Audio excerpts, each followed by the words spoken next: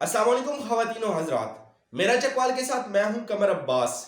कल बरोज़ हफ्ता 26 दिसंबर 2020 को वज़ीर आज़म इस्लामी जमहूरियत पाकिस्तान इमरान खान का चकवाल में दौरा मुतवक्के है। वज़ीर आज़म इस्लामी जमहूरियत पाकिस्तान ने चकवाल में 3 बड़े मंसूबों का इफ्तिताह और एक बड़े मंसूबे का संग बुनियाद रखना है। वज़ीर आज़म इमरान खान ने यूनिवर्सिटी ऑफ चकवाल, बेकरी से थोआ बहादुर रिंग रोड और 50 बिस्तरों के अस्पताल का इफ्तिताह करना है। इसके साथ साथ पंजाब के पहले स्कूल ऑफ एक्सीलेंस का संग बुनियाद भी रखना है। चकवाल के इन तमाम कामों का सेहरा सूबाई वजीर यासिर हमायूं सरफराज के सर जाता है।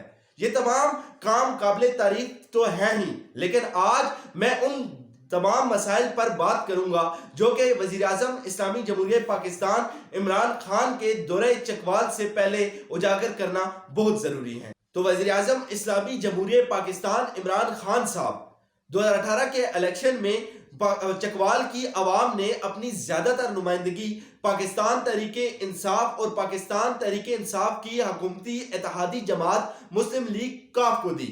लेकिन अफसोस की बात यह है कि यहाँ पर सिवाय एक सूबाई वजीर के बाकी तमाम MNAs और MPAs की कारकर्दगी ना होने के बराबर है।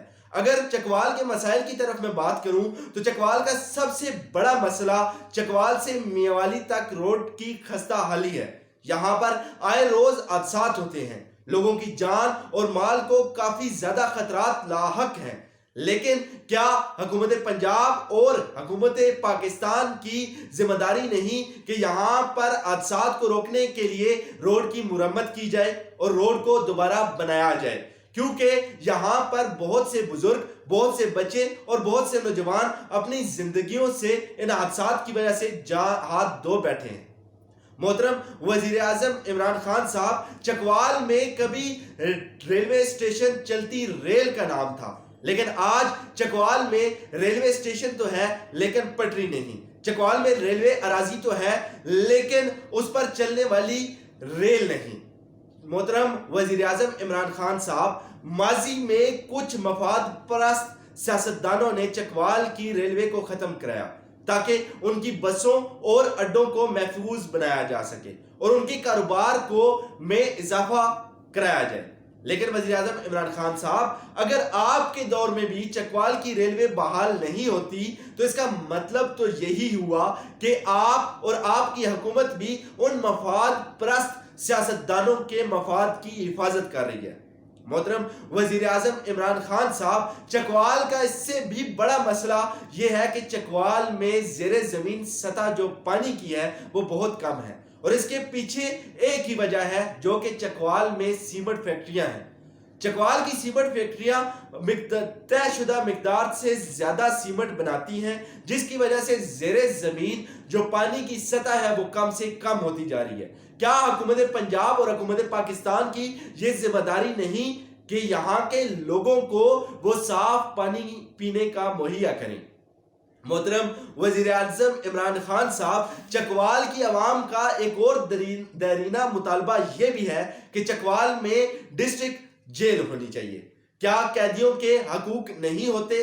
जनाब मोहतरम वज़ीर आज़म इमरान खान साहब, चकवाल को जिला की हैसियत मिले काफी साल हो चुके हैं, लेकिन आज भी चकवाल की कोई डिस्ट्रिक्ट जेल नहीं है जो कि एक अलमिया है। मोहतरम जनाब वज़ीर आज़म इस्लामी जमहूरियत पाकिस्तान इमरान खान साहब, आप कहते थे कि आप पुलिस में रिफॉर्म्स करेंगे, लेकिन चकवाल में मुख्तलिफ पुलिस गर्दी के बढ़ते वाकयात तो कुछ और कहते नजर आते हैं।